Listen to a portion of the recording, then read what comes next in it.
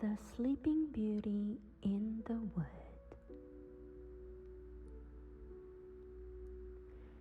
A long time ago, there lived a king and queen who were very sad because they had no children. At last, the queen had a little daughter, and the king was so delighted that he gave a grand christening feast. It was so grand that the like of it was never known. He invited all the fairies in the land. There were 7 of them, to stand godmothers to the little princess, hoping that each would bestow upon her some good gift, as used to be the custom of fairies in those days. After the ceremony, all the guests went back to the palace, where there was set before each fairy godmother a magnificent gold-covered dish with an embroidered table napkin and a knife and fork of pure gold, all covered over with diamonds and rubies. But oh no, as they sat down at table, in came an old fairy who had never been invited, because 50 years ago she had left the king's dominions and had never since been heard of. The king was much put out when he saw her. At once he ordered a cover to be placed for her, but unluckily it was only of common earthenware, for he had ordered from his drawer just 7 gold dishes for the 7 fairies who had been asked to the christening. The elder fairy felt herself slighted and muttered angry threats between her teeth. These were overheard by one of the younger fairies, who happened to sit next to her. This good godmother, afraid of harm coming to the pretty child, ran and hid herself behind the tapestry in the hall. She did this in order that she might speak last, so that if the spiteful fairy gave any ill gift to the child, she might be able to counteract it. The 6 now gave their good gifts, and they were the best that could be thought of. Then the old fairy's turn came. Shaking her head spitefully, she said that when the child grew up to be a young lady, she would prick her hand with a spindle and die of the wound. When they heard this, all shuddered, and some began to weep. As for the king and queen, they were almost out of their wits with grief.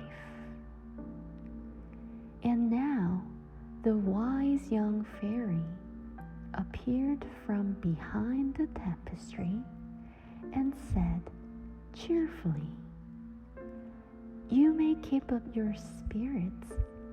The princess will not die. I have not the power to undo completely the mischief worked by an older fairy. I cannot prevent the princess pricking her finger, but instead of dying, she will only fall into a sleep that will last 100 years. At the end of the time, a king's son will come and waken her, and the two will be married and live happily ever after." Immediately, all the fairies vanished. The king, in the hope of preventing the threatened misfortune, issued an edict forbidding all persons to spin. But it was in vain. One day, when she was just 15 years of age, the king and queen left the princess alone in one of their palaces. She was wondering about when she came to a ruined tower. She climbed to the top and there found an old woman, so deaf that she had never heard of the king's edict. And she was busy spinning with a distaff. "What are you doing, good old woman?" cried the princess in her ear. "I am spinning, my pretty child." "Oh, what fun that must be. Let me try if I can spin too." She had no sooner taken up the spindle than she handled it so carelessly that the point pricked her finger. She fainted away at once and dropped down silently on the floor. The poor frightened old woman cried, "Help! Help!"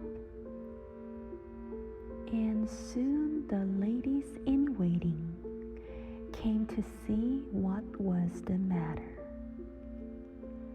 They tried every means to restore their young mistress, but nothing would do. She lay with the color still in her face and her breath going and coming softly. But her eyes were fast closed. When the king and queen came home and saw her sleeping so, they knew regret was idle. All had come about just as the cruel fairy had said. But they also knew that their daughter was not sleeping forever. They knew that she would waken after 100 years, though it was not likely either of them would be living then to see her. until that happy hour should arrive, they determined to leave her in repose.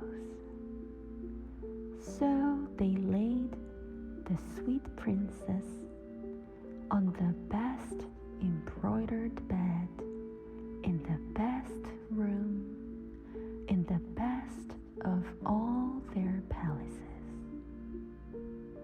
There she slept and looked for all the world like a sleeping angel. When this accident happened, the good young fairy who had saved the princess by changing her sleep of death into a sleep of 100 years was 12,000 miles away. But she knew everything and soon arrived in a chariot of fire drawn by dragons. The king went to the door of his palace looking very sad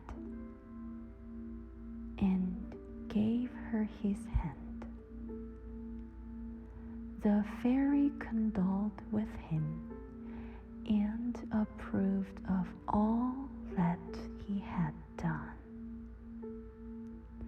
Then, as she was a very sensible and prudent fairy,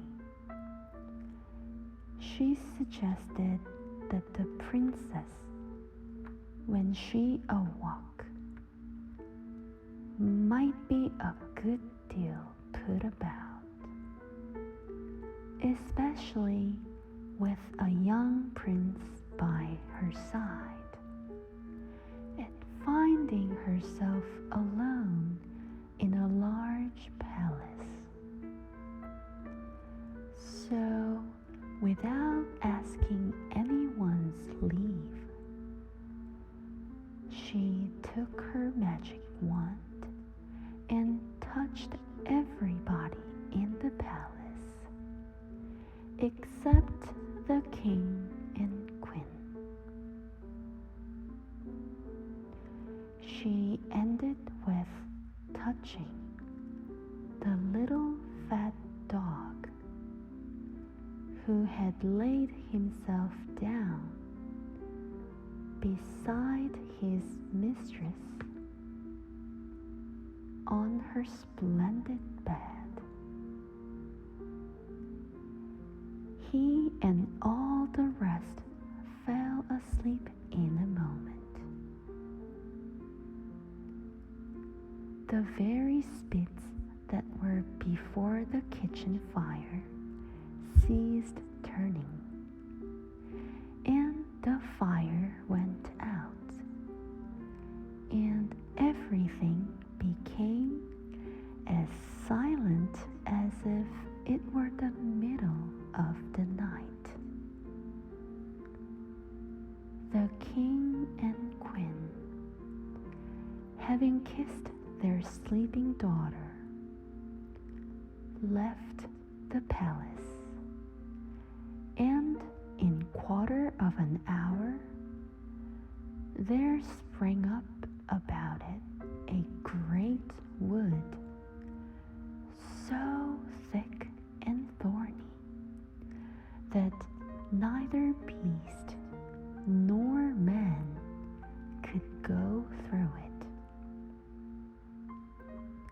Above this dense forest could only be seen the top of the high tower where the lovely princess slept. A great many changes happened in the 100 years. The king and the queen died, and the throne passed to another royal family. And the story of the poor princess was almost quite forgotten. When the 100 years were at an end, the son of the reigning king was one day out hunting. He was stopped in the chase by the thick wood and asked what wood it was and what was the tower was that he saw above the tops of the trees. At first, no one could answer him, but an old peasant was found who said that his father had been told by his grandfather that in this tower was a beautiful princess who was doomed to sleep there for 100 years, till awakened by a king's son, whose bride she was destined to become. When he heard this, the young prince determined to find out the truth for himself. He leaped from his horse and began to force his way through the wood. Wonderful to relate, the stiff branches and the thorns and the brambles all gave way to let him pass. And when he had passed, they closed behind, allowing none of those with him to follow. The prince went boldly on alone. The first thing he saw was enough to frighten anyone. Bodies of men and horses lay stretched on the ground, and the silence was truly awful. Soon, however, he noticed that the men's faces were not as white as death, but had the color of health, and that beside them were glasses half filled with wine, showing that they had gone to sleep drinking. He passed then through a large court, paved with marble, where rows of guards stood presenting arms, but they were as still as if cut out of stone.